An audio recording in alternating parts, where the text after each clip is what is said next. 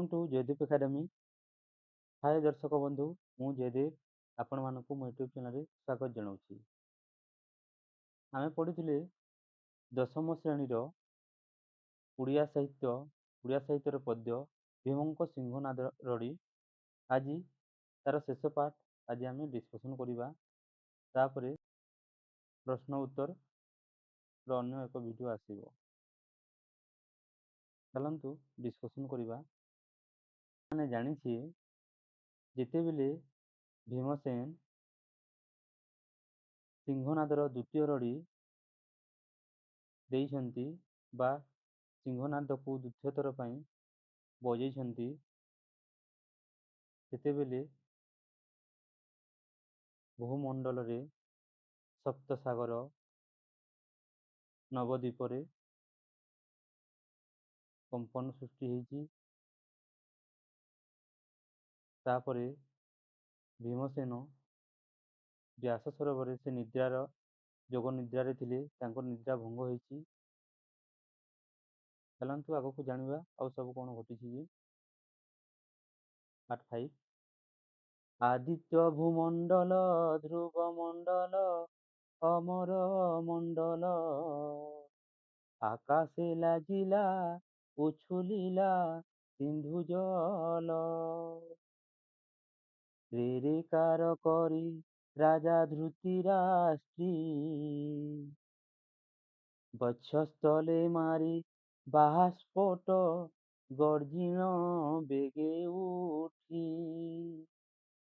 মহাগগন নিঃশ্বাস বুলাই বেনি ডোলা,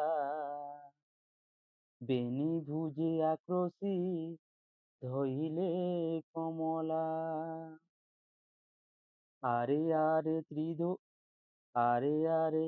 দ্বিজোধন, অপার প্রতিজ্ঞা যে কলু বাবু। বইলি যে ভীমর সাত রড়ি সহিবু।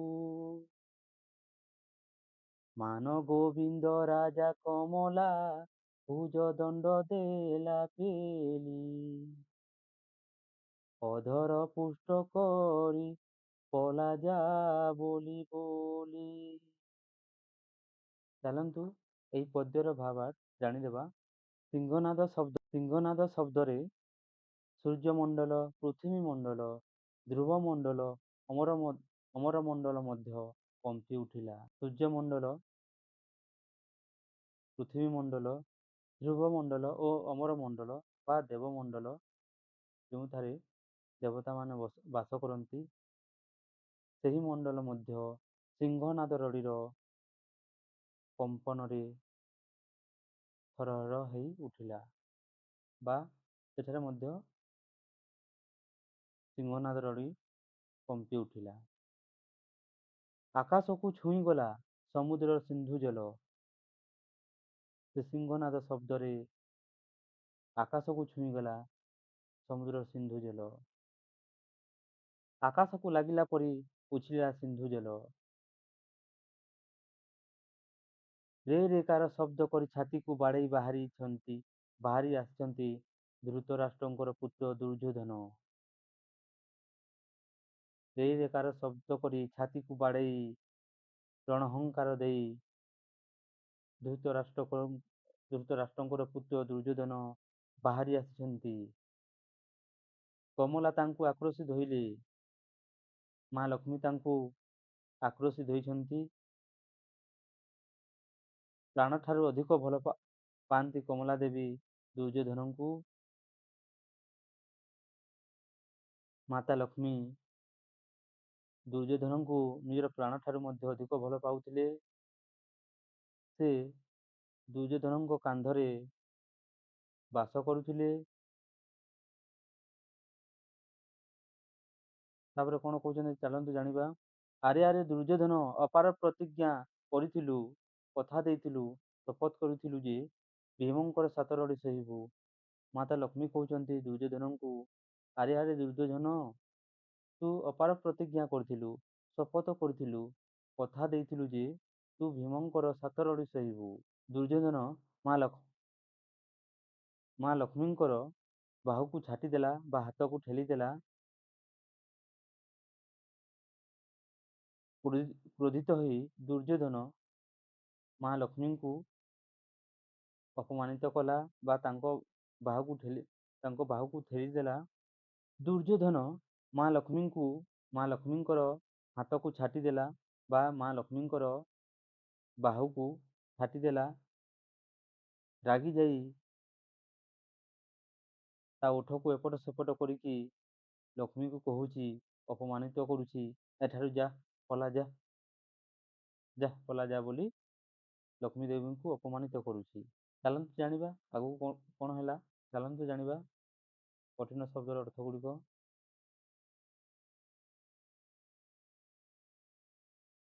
କଠିନ ଶବ୍ଦର ଅର୍ଥ ଗୁଡ଼ିକ, ଏହି କଠିନ ଶବ୍ଦର ଅର୍ଥ ଗୁଡ଼ିକ ଖାତାରେ ନୋଟ୍ କରିଦେବେ ଓ ପଢ଼ିବେ, ମୁଖସ୍ଥ କରିବେ, ଯାହାଦ୍ୱାରା ପଦ୍ୟକୁ ବୁଝିବା ପାଇଁ ସହଜ ହେବ। ଚାଲନ୍ତୁ ଆଗକୁ ଜାଣିବା ଏହି ପାଠର ଲାଷ୍ଟ ପାର୍ଟ। ଚାଲନ୍ତୁ ଡିସ୍କସନ୍ କରିବା। ମହାଲକ୍ଷ୍ମୀ ବୋଇଲେ ଯେ ପଲାଉଅଛି ମୁହିଁ, ତୋହର ଭର୍ତ୍ସନା ବୋଲିବାକୁ ଥିଲି ତ ବାଟ ଚାହିଁ। ଲକ୍ଷ୍ମୀ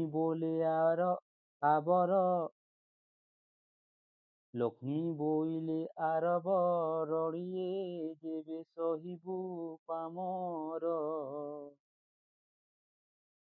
ଏ ରଡ଼ି ସହିଲେ ତୁରେ ହୋଇବୁ ଅଜରାମ୍ବର। ଏତେ ବୋଲି ତତକ୍ଷଣେ ଛାଡ଼ିଲେ ମହାଲକ୍ଷ୍ମୀ, କଦଳୀ ପତ୍ର ପ୍ରାୟ କମ୍ପଇ ମହାତମୀ। ସତୁରି ଭାର ଗଦା ଘେନି କରସ୍ଥଲେ, କ୍ଷେପଇ ମାନ ଗୋବିନ୍ଦ ଯେ ଚିତ୍ତ ଅନ୍ତରାଲେ। ଚାଲନ୍ତୁ ଏହାର ଭାବାର୍ଥ ଜାଣିବା।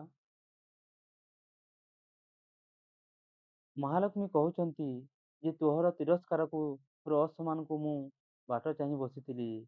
ମହାଲକ୍ଷ୍ମୀ କହୁଛନ୍ତି ଯେତେବେଳେ ଦୁର୍ଯ୍ୟୋଧନ ମା ଲକ୍ଷ୍ମୀଙ୍କର ବାହୁକୁ ଛାଟି ଦେଇଛି ବା ହାତକୁ ଠେଲି ଦେଇଛି, ମହାଲକ୍ଷ୍ମୀ କହୁଛନ୍ତି ସେତେବେଳେ ମୁଁ ତୋର ତିରସ୍କାରକୁ, ମୁଁ ତୋର ଅସମ୍ମାନକୁ, ମୁଁ ତୋର ଅପମାନକୁ ବାଟ ଚାହିଁ ବସିଥିଲି, ତୁ କେତେବେଳେ ମୋତେ ତିରସ୍କାର କରିବୁ। କାହିଁକି ନା ତୁ ବହୁତ ଅନ୍ୟାୟ କରିଛୁ, ବହୁତ ଯନ୍ତ୍ରଣା ଦେଇଛୁ ଲୋକଙ୍କୁ, ଅନେକ କଷ୍ଟ ଦେଇଛୁ ଲୋକଙ୍କୁ। ଦ୍ରୌପଦୀଙ୍କୁ ତୁ ବିବସନା କରିବା ପାଇଁ ଚେଷ୍ଟା କରିଛୁ। ଲକ୍ଷ୍ମୀ ଦେବୀ ପୁଣି କହୁଛନ୍ତି, ହେ ଦୁର୍ଯ୍ୟୋଧନ, ତୁ ଯଦି ଅନ୍ୟ ଗୋଟେ ରଡ଼ି ସହିବୁ ତାହେଲେ ଅମର ହେଇଯିବୁ। ଆମେ ଜାଣିଛେ ଯେ ଶିବ ଭଗବାନ ସିଂହନାଦକୁ କହିଛନ୍ତି ଯେ ଭୀମସେନଙ୍କର 3 ଥର ରଡ଼ିକୁ ସହିବୁ। ଭୀମସେନ ଦ୍ୱିତୀୟ ଥର ରଡ଼ି ଦେଇଛନ୍ତି। ଆହୁରି ଗୋଟେ ରଡ଼ି ଅଛି, ଯଦି ସେଇ ରଡ଼ି ଦୁର୍ଯ୍ୟୋଧନ ସହିପାରିବେ ତାହେଲେ ସେ ଅମର ହୋଇଯିବେ। ଏକଥା ମୁଁ କହୁନାହିଁ, ଏକଥା ଲକ୍ଷ୍ମୀ ଦେବୀ କହୁଛନ୍ତି। ଏହା କହି ତତ୍କ୍ଷଣାତ୍ ବା ସାଙ୍ଗେ ସାଙ୍ଗେ ମହାଲକ୍ଷ୍ମୀ ତାଙ୍କୁ ଛାଡ଼ି ପଳାଇଛନ୍ତି। କଦଳୀ ପତ୍ରକୁ ଯେମିତି ଟିକେ ପବନ ବାଜିଲେ ପତ୍ର ଦୋହଲିଯାଏ। ଦେଖିଥିବେ କଦଳୀ ପତ୍ର ବା କଦଳୀ ଗଛକୁ, ସେଠାରେ କଦଳୀ ପତ୍ରରେ ଯଦି ଟିକିଏ ବି ପବନ ବାଜିବ ସେ ପତ୍ର ଦୋହଲିଯାଏ।